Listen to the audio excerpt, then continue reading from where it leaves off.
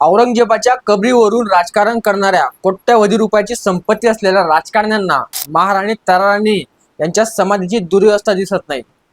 आम्हाला वाघ्या समाधी काढायचे, आम्हाला औरंगजेबाची कबर खोदून काढायचे, पण दुसऱ्या बाजूला महाराणी ताराराणी असतील, अखंड हिंदुस्थानाचे छत्रपती शाहू महाराज असतील, यांच्या समाधीची दुर्व्यवस्था झाली तरी आम्हाला काही घेण्यात येणार नाही।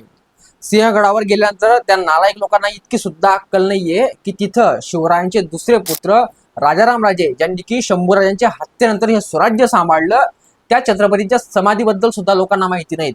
लाजिरवाणी गोष्ट आपल्यासाठी। संगम माऊलीला महाराणी येसूबाई यांची समाधी सापडून 1.5-2 वर्ष होऊन गेले, अजूनपर्यंत त्या समाधीचं कुठलंच कार्य हे सरकारकडून झालेलं नाहीये।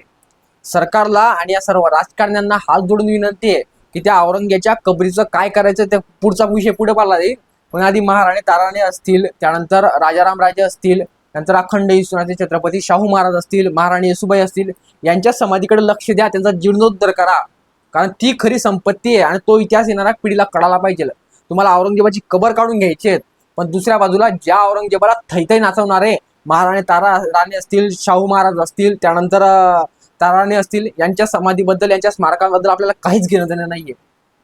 खूप जास्त कडू आणि लाजिरवाणी गोष्ट आहे, पण हे सर्व सत्य आहे।